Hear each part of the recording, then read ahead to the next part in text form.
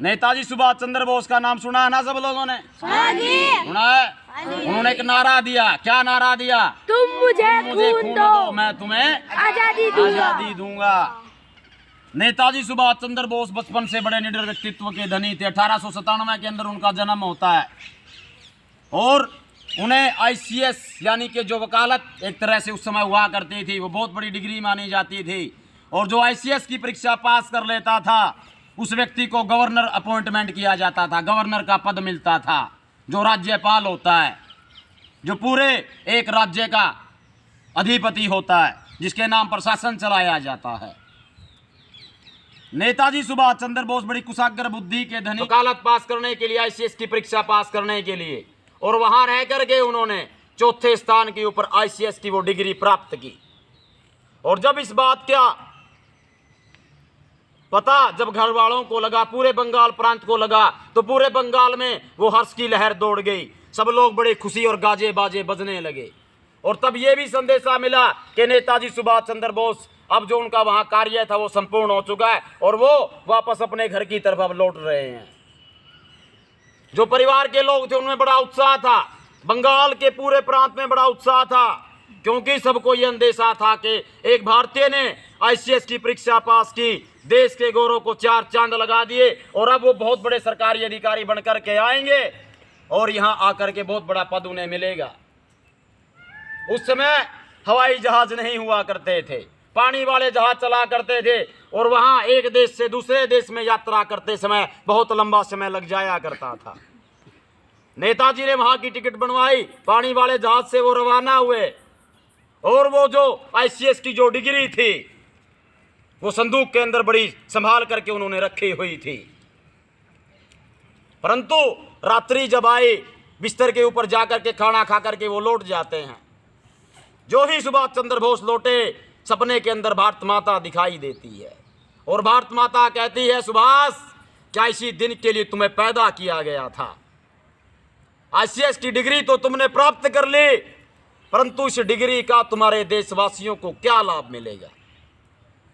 कल तुम जाओगे, तुम्हें गवर्नर का पद दिया जाएगा, परंतु तुम्हारे ऊपर शासन किसका चलेगा? अंग्रेजी साम्राज्य का चलेगा। तुम्हारे अपने लोगों के ऊपर तुम्हें कल जो गोली चलवाने के आदेश दिए जाएंगे, अपने लोगों के ऊपर लाठी चलवाने का आदेश दिया जाएगा। अरे मैं तो पहले से ही बेड़ियों में जकड़ी हुई एक बंद पिंजरे की भांति, एक पंछी की भांति छटपटा रही हूं। क्या कोई ऐसा योद्धा मेरी इस गर्भ से पैदा नहीं होगा जो इन बेड़ियों को उखाड़ करके फेंक देगा और मैं चैन की सांस ले पाऊंगी? नेताजी जब ये बात सुनते, भारत माँ के मुख से उनकी आंखें खुल जाती हैं और एकदम से उठ करके बैठ जाते हैं। बाहर जाकर के जो जहाज का टनल जो होता था उसके ऊपर चहलकदमी करते हैं, क्योंकि खलबली मच जाती है कि करूं तो क्या करूं। उसके बाद फिर एक राउंड लगा करके आराम से आकर के कुर्सी के ऊपर बैठते हैं, अपनी उस संदूक को खोलते हैं और उस डिग्री को बड़े ध्यान से देखते हैं जिसके लिए इतनी मेहनत की, इतना पैसा लगाया।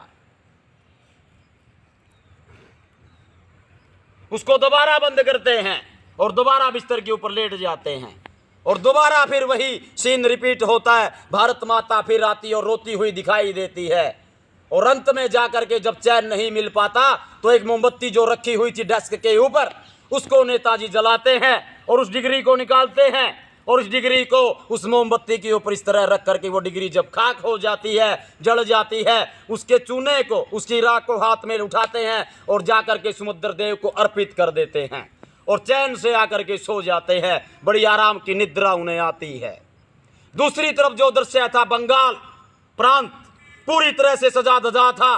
घर वाले पुष्पमालाएं लेकर के समुद्र तट के किनारे खड़े हुए हैं और नेताजी का स्वागत करने के लिए लोगों की भीड़ उमड़ी पड़ी है। पूरे बंगाल प्रांत को दुल्हन की भांति सजा दिया जाता है कि नेताजी आएंगे, स्वागत करेंगे, रथ में बैठा करके लेकर के जाएगा और यत्तर तत्तर सर्वत्र उनकी प्रशस्ति गूंजेगी। नेताजी वहां से चल करके आते हैं, जैसे ही समुद्र तट के ऊपर उतरते हैं लोग दौड़ पड़ते हैं। कोई तिलक लगाता है, कोई जय जयकार करता है, कोई पुष्पमालाएं डालता है। परिवार के लोग तो पहुंच ही नहीं पाते, पीछे रह जाते हैं और लोग बड़ी श्रद्धा से, बड़ी उमंग से, बड़े चाव से उन्हें लेकर के जाते, कंधों के ऊपर लोग उठा लेते हैं, नेताजी की जय जय हो, नेताजी की जय जयकार हो। और जो उनकी सबसे छोटी बहन थी, वो छोटी बहन आती है, भाई को हल्का से मिठाई खिलाती है, भाई को नमस्ते करती है, पुष्पमाला डालती है और पूछती है, भाई जरा वो डिग्री तो दिखाओ जिस डिग्री के प्राप्त करने से कोई व्यक्ति इतना ऊंचा अधिकारी बन जाता है। अब डिग्री होती तो सुभाष दिखाते। सुभाष ने डिग्री कहाँ छोड़ दी थी? समुद्र में। समुद्र के हवाले कर दी जला करके। जिस डिग्री के लिए देश छोड़ करके विदेश गए, जिस डिग्री को प्राप्त करने के लिए दिन रात किताबों को छाना, लाइब्रेरी में पढ़ करके ज्ञान प्राप्त किया, स्कूल की शिक्षाएं ली, अध्यापकों का सानिध्य लिया, उस डिग्री को प्राप्त तो कर लिया, परंतु समुद्र देव के हवाले कर दी। बहन को कुछ जवाब दे नहीं पाए। उसके बाद बहन ने दोबारा पूछा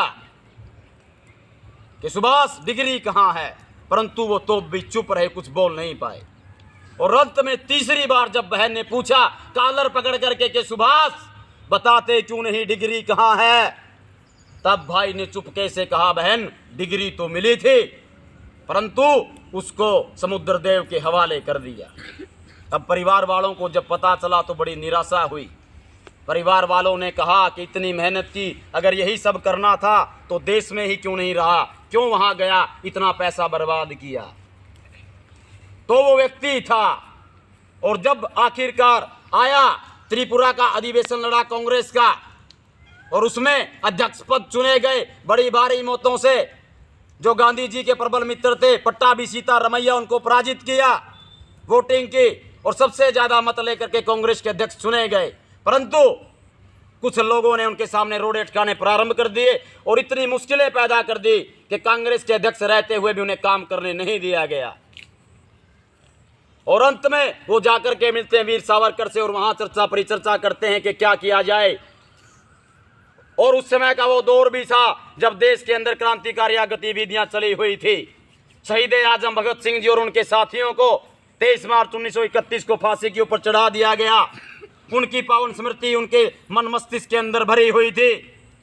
दूसरी तरफ 27 फरवरी 1931 को इलाहाबाद के अल्फ्रेड पार्क के अंदर चंद्रशेखर आजाद मुठभेड़ के अंदर शहीद हो जाते हैं, वो भी चीज उनके दिमाग में थी। और तब आखिरकार वो निर्णय ये लेते हैं कि अब देश से बाहर जाएगा, क्योंकि देश में रह करके देश की स्वतंत्रता के लिए कार्य कर पाना बड़ा कठिन है। और तब अपने ही घर के अंदर नजरबंद वो हो जाते हैं, न किसी से मिलते न किसी से झुलते, और चारों तरफ सरकार का कड़ा पहरा रहता है कि इस व्यक्ति को घर से बाहर न निकलने दिया जाए, यदि ये व्यक्ति बाहर निकल गया तो बहुत बड़ा तूफान खड़ा कर सकता है। धीरे धीरे अपना भेष बदलना प्रारंभ करते हैं, दाढ़ी बढ़ा ली, मूछें बढ़ा ली, और एक दिन अपने ही भतीजे के साथ जिनका नाम था शिशिर घोष, उनके साथ चुपके से एक अफगान व्यक्ति का भेष बना करके लंबा कुर्ता पहन करके जैसे कोई पठानी होता है, और चुपके से निकल जाते हैं। और चलते चलते चलते चलते छुपते छुपाते कहीं बर्लिन जाते हैं, कहीं जर्मनी जाते हैं, कहीं जा करके हिटलर से वहाँ वाद विवाद करते हैं और उनसे कहते हैं कि मुझे आवश्यकता है, मेरे देश को आज़ादी चाहिए।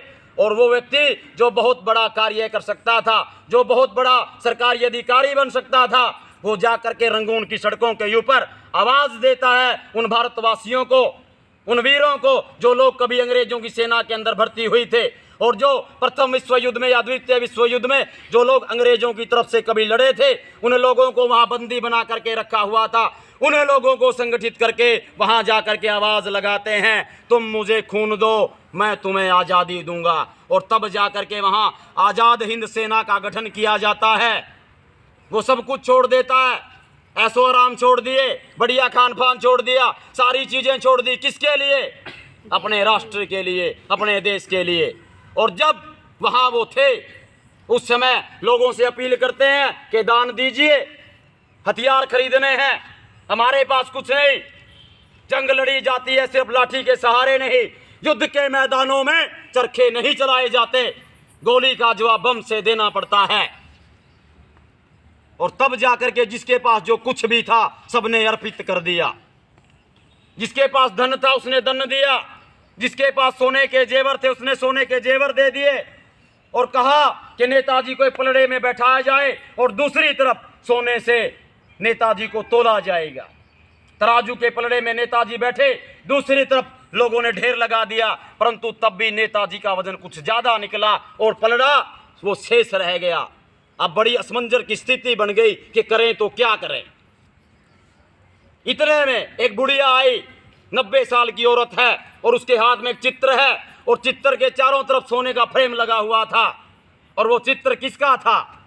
वो चित्र उसके बेटे का था जो शहीद हो चुका है देश के लिए लड़ते लड़ते। कभी वो बुढ़िया आई, बुढ़िया ने उस चित्र को जमीन के ऊपर पटका, पटकते ही वो चूर चूर हो गया और जो सोने का फ्रेम जो था उस बुढ़िया ने उठा करके पलड़े के अंदर डाल दिया और नेताजी का पलड़ा एक समान हो गया। लोगों ने राहत की सांस ली। तब नेताजी ने पूछा, ये माताजी कौन है? तब उनको कहा कि ये वो औरत है जिसका पति भी देश के लिए शहीद हुआ और जिसका नौजवान बेटा भी शहीद हो गया। तब नेताजी की आंखों में आंसू आ गए कि कितना बड़ा यज्ञ मेरे देश के नागरिक कर रहे हैं। और तब संकल्प लिया कि मैं जब तक जीवित रहूंगा, लहू का एक कतरा मेरी नसों में रहेगा, ऐ भारत माँ तेरे लिए सब कुछ न्यौछावर कर दूंगा। और कहा कि उठो, लक्ष्य दिल्ली है। और कहा अपनी सेना को कि दिल्ली चलो, दिल्ली कूच का नारा दिया गया और आजाद हिंद सेना वहां से चली। वहां से होती हुई सबसे पहले बर्मा पहुंची और जहां कहीं भी अंग्रेजों की टुकड़ियां उनके सामने आई, सबको नाकों चने चबुआ करके पीछे धकेल दिया गया। परंतु रूस से बहुत बड़ी सहायता उस समय नेताजी को मिल रही थी। रूस द्वितीय विश्व युद्ध में हार गया। जापान बहुत बड़ी सहायता वहां से भी मिल रही थी। जापान बहुत बड़ा समर्थक था उनका। परंतु 9 अगस्त 1945 को अमेरिका ने जापान के ऊपर हिरोशिमा और नागासाकी के ऊपर प्रथम बार परमाणु बम गिरा दिए और वो परमाणु बम इतने भयंकर थे, महज 2 दिन के अंदर 2.5 लाख से ज्यादा लोग मारे गए। और तब जाकर के जापान ने आत्मसमर्पण कर दिया। परंतु आजाद हिंद फौज ने तब भी हार नहीं मानी। 15 दिनों तक आजाद हिंद फौज के सिपाही लड़ते रहे और कहा जब तक जान है, खाने के लिए रसद मिले ना मिले, पहनने के लिए कपड़ा मिले ना मिले। परंतु और अधिकतर सिपाही तो ऐसे थे जिनके शरीर के अंदर कीड़े तक पड़ गए थे, ऐसे सिपाही थे। किसी की बाजू कट गई, किसी की टांग कट गई, परंतु लोगों ने हार नहीं मानी। सिर्फ दिमाग के अंदर एक बात थी, मरेंगे या मारेंगे, परंतु स्वतंत्रता प्राप्त करके दम लेंगे। और जब वो वहां से, जब जापान ने आत्मसमर्पण कर दिया, तब नेताजी वहां से निकले किसी तरह कि अब जाऊंगा रसिया और रसिया से जाकर के सहायता मांगूंगा। परंतु इस बात की भी कभी पुष्टि हो ही नहीं पाई। लोगों ने कहा कि उस दिन कोई भयंकर सड़क दुर्घटना, विमान दुर्घटना हुई और नेताजी अपने साथियों से उसमें मारे गए। तो ऐसे ऐसे लोग थे